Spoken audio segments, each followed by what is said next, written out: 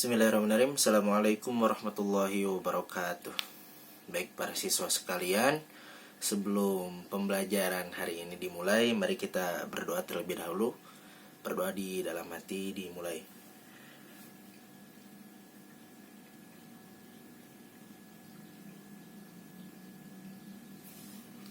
Berdoa selesai.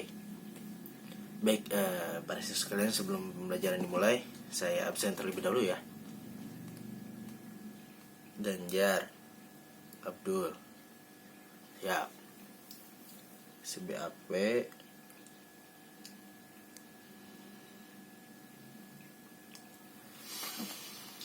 baik para siswa sekalian, kita masuk ke pembelajaran pertama nih. Yang pertama menjelaskan kita akan membahas mengenai cara cara pemasangan instalasi listrik sesuai standar PUIL. Para siswa sekalian, sebelum dilanjutkan, ada yang tahu nggak apa itu PUIL? Jadi PUIL ini merupakan singkatan dari Peraturan Umum Instalasi Listrik. Dalam ilmu kelistrikan, untuk PUIL ini sangat dianjurkan atau sangat penting. Oleh karena itu, pada tahun 2000 standar PUIL di Indonesia ini diperbaharui. Yang sebelumnya pada tahun 19 berapa gitu.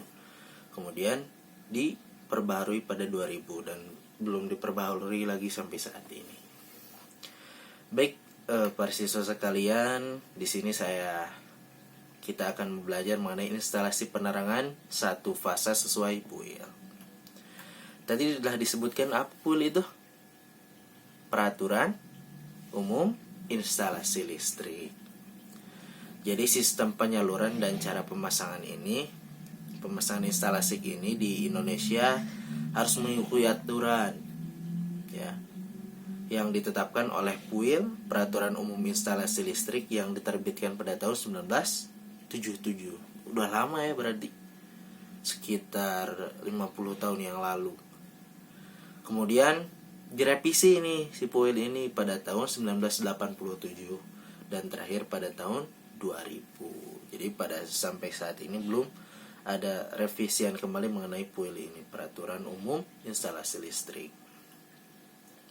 Lalu para siswa sekalian, ada yang tahu nggak apa itu tujuan dari PUIL ini di Indonesia? Jadi tujuan dari Peraturan Umum Instalasi Listrik di Indonesia ini, yang pertama tentu saja untuk melindungi manusia terhadap dari sengatan listrik. Betul. Jadi si PUIL ini itu mencakup peraturan, kemudian alat kerja, kemudian proteksi badan ya, jauh dari sentuhan dan kejutan listrik seperti itu. Selanjutnya tujuan dari Peraturan Umum Instalasi Listrik di Indonesia ini, yang kedua yaitu keamanan instalasi dan peralatan listrik. Ya, yang selanjutnya yaitu menjaga gedung serta isinya dari bahaya kebakaran akibat gangguan listrik. Jadi si PUIL ini tidak hanya mencakup untuk alat di badan ya, namun segala aspek yang berhubungan dengan listrik, entah itu peralatan komponen yang ada di gedung, kemudian di rumah, instalasi listrik dan sebagainya. Dan yang terakhir, menjaga ketenagaan listrik yang aman dan efisien. Baik, para siswa sekalian, selanjutnya apa itu fasa? Tadi kan sesuai dengan judul, kita itu akan membahas instalasi penerangan satu fasa sesuai PUIL. Baik, apa itu satu fasa? Ada yang tahu nggak? Baik, untuk satu fasa itu merupakan listrik ya, tegangan satu fasa yang terdiri dari dua kabel ya. Yang satu bertegangan dan satu lagi netral. Jadi ya ketika nanti di kabel itu ada dua, yang biasanya warna merah hitam. Yang merah bertegangan, yang hitam netral. Jadi kalau kita pegang yang hitam, tidak ada kejutan listrik.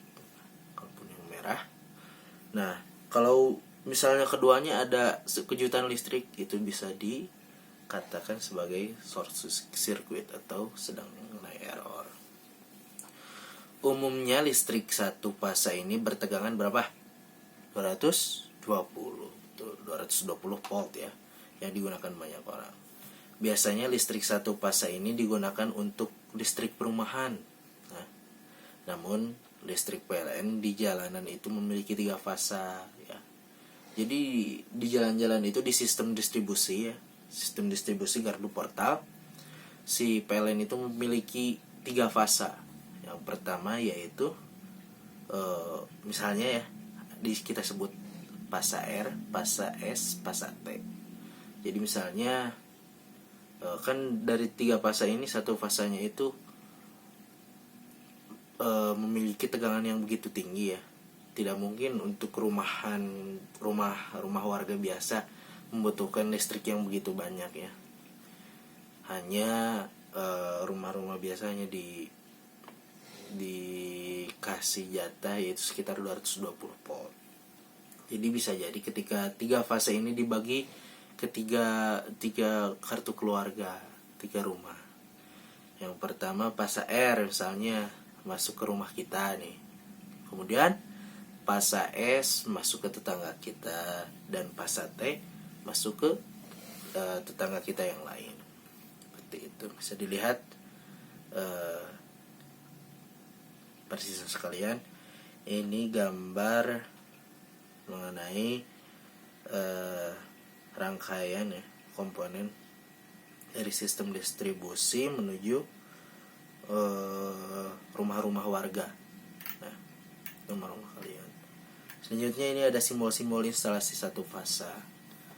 Nama komponennya ada saklar tunggal, saklar seri, saklar tukar, saklar silang, kotak kontak, saklar tunggal, lampu ya, downlight. Bisa dilihat oleh para siswa sekalian. Ini simbolnya bisa dilihat ya, kalau saklar tunggal ini hanya memiliki 1 kaki ya, dan pengawatannya bisa dilihat ya seperti itu. Nanti para siswa atau minggu depan harus pada hafal ya mengenai simbol dan nama komponen yang di sini. Selanjutnya cara pemasangan nih. Cara pemasangan instalasi rumah ya, ini biasanya 1 fasa. Jadi nanti tuh ketika sini ketika fase tegangan dari PLN 2 ya, masuk ke kWh meter. Kemudian dari nanti kWh meter keluar lagi 2, yang bertegangan, yang tidak, yang fasa dan netral. Kemudian yang netral tidak perlu masuk ke MCB, sedangkan yang fasa masuk ke MCB. Kemudian yang fasa masuk ke komponen-komponen yang ada di rumah seperti KKB, kemudian kotak kontak, lampu, dan peralatan listrik yang lainnya. Seperti itu untuk alur atau cara pemasangan instalasi listrik satu fase di stop kontak atau komponen rumah. Bisa dilihat simbolnya, diagramnya bisa dilihat. Ini kWh meter, MCB, lampu, saklar tunggal, saklar seri, lampu ya. Seperti itu. Nah, ini kotak kontak. Ini pun sama. Ini berbentuk diagram pengawatan. Harus dihafal. Ini penghitungan atau instalasi listrik satu fase di rumah ya. Daya yang terpasang itu 250 volt ampere. Kemudian misalkan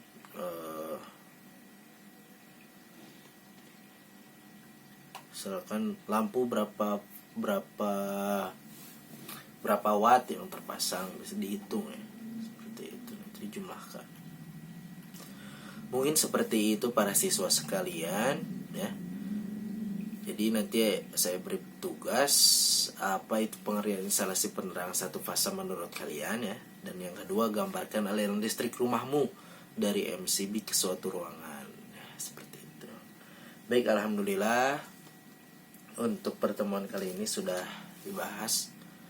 Selanjutnya silahkan para siswa sekalian untuk mencari sendiri, karena tidak cukup ya materi disampaikan hanya di sekolah.